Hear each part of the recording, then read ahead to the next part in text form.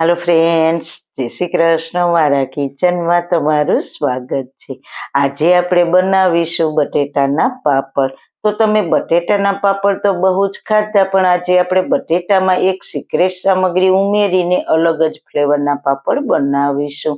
આ બટેટાના જ પાપડ છે, પણ બહુ ટેસ્ટી લાગે છે. દેખાવમાં એટલા સુંદર લાગે છે ને કે માર્કેટથી જ લાવ્યા હોય તેવા જ.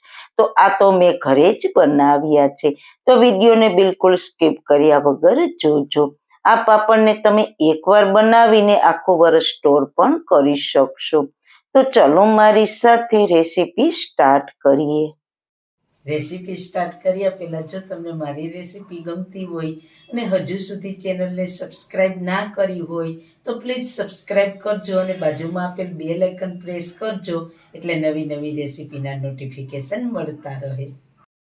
વાળના તમામ પ્રકારના પ્રોબ્લેમ સોલ્વ કરતું આયુર્વેદિક તેલ, જે અમે લોકો ઘરે જાતે તૈયાર કરીએ છીએ, કોઈ કેમિકલ્સના ઉપયોગ વગર, બિલકુલ નેચરલ છે. ઘણી આયુર્વેદિક જડીબુટી ભેગી કરી આ આયુર્વેદિક તેલ તૈયાર કરવામાં આવે છે. જો તમારે ખરીદવું હોય તો તેના ઓર્ડર અમે લઈએ છીએ. ઓર્ડર કન્ફર્મ કરવા માટે વોટ્સએપ નંબર સ્ક્રીન ઉપર જોઈ શકો છો. જો તમારે આ તેલનો પૂરો વિડીયો જોવો હોય તો તમને આ ચેનલ પર મળી જશે અને ડિસ્ક્રિપ્શન બોક્સમાં લિંક પણ મૂકેલી છે. સૌથી પહેલા મેં અહીંયા 500 ગ્રામ બટેટા લીધા છે. તેને મેં બાફીને છાલ ઉતારી લીધી છે. તમે બટેટાને બાફો એટલે તેનું પ્રેશર જાતે પૂરું થાય પછી તરત જ ઢાંકણ ખોલીને બટેટાને બહાર કાઢી લેવાના. પાણીમાં નહીં રહેવા દેવાના, કારણ કે પાણીમાં રહેવા દેવાથી બટેટા નરમ થઈ જશે અને આપણા પાપડ સારા નહીં બને.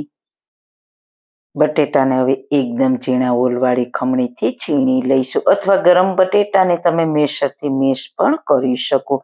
તમે ગમે તે રીતના મેશ કરો, પણ તેમાં બટેટાના ટુકડા ના રહે તેનું ધ્યાન રાખવાનું. બટેટા ગરમ હોય ત્યાં જ ફટાફટ તેને છીણી અથવા મેશ કરી લેવા.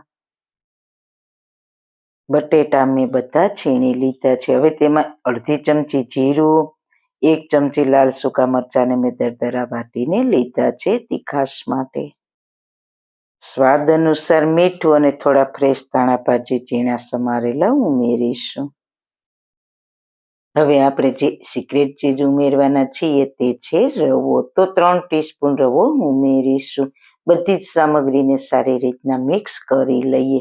સૂજી નથી લેવાનો, રવો જ લેવાનો છે. જો તમારી પાસે રવો ના હોય અને સૂજી હોય તો તેને મિક્સરમાં ક્રશ કરીને જ ઉમેરવો, નહીંતર પાપડ તૂટી જશે. પાપડ માટેનું મિશ્રણ તૈયાર થઈ ગયું છે.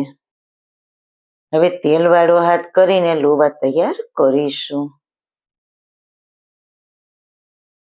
તો આ રીતના બધા જ લોવા તૈયાર કરી લઈએ.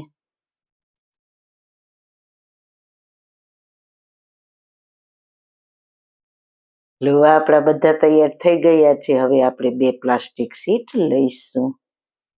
તો પહેલા આપણે પ્લાસ્ટિક શીટ ઉપર થોડું તેલ લગાવી દઈએ, આ રીતના બંને સાઈડ, એટલે પાપડ પ્લાસ્ટિકમાં ચીપકે નહીં.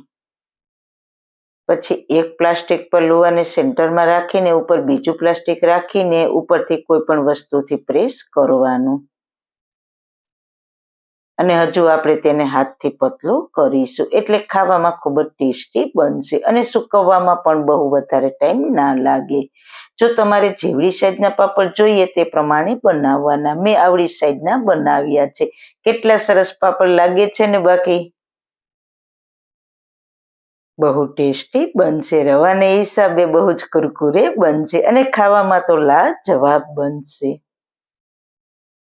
એક વાતનું ખાસ ધ્યાન રાખવાનું, મેજરમેન્ટનું. મેં 500 ગ્રામ બટેટા લીધા છે તો તેની સામે 3 નાની ચમચી રવો છે. જે બારીક રવો આવે છે તે જ લેવાનો. સૂજી રવો નથી લેવાનો.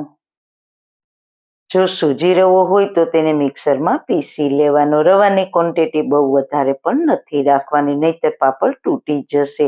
હવે આ પાપડને સુકાવા દઈશું પંખા નીચે.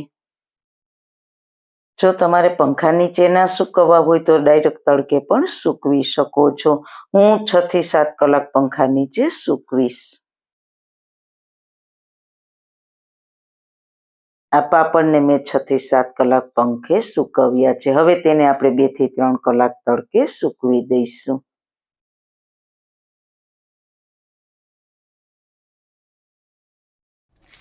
તમે જોઈ શકો છો પાપડ સરસ સુકાઈ ગયા છે. સાંભળો છો ને તેનો ક્રિસ્પી અવાજ. હવે તમે આ પાપડને સ્ટોર કરશો તો આખો વર્ષ તમારા પાપડ ખરાબ ના થાય. લુક પણ સરસ છે. કોઈને ખબર પણ ના પડે કે આ પાપડ ઘરે બનાવ્યા છે. બિલકુલ માર્કેટ જેવા જ છે. રવો ઉમેરેલો હોવાથી સુકાઈ ગયા બાદ રવાના દાણા પણ સરસ દેખાય છે. આ પાપડ બહુ ટેસ્ટી લાગશે. બટેટાના પાપડ તો બધાને ખૂબ જ પસંદ હોય છે. તો આજે મેં એક ચીજ વધારે ઉમેરીને સુપર ટેસ્ટી બનાવ્યા છે. તો જરૂર એકવાર ટ્રાય કરજો. હવે તેને ફ્રાય કરીશું. સારું ખાઓ, ખુશ રહો. આવી સરસ રેસીપી જોવા માટે તમારો ખૂબ ખૂબ આભાર.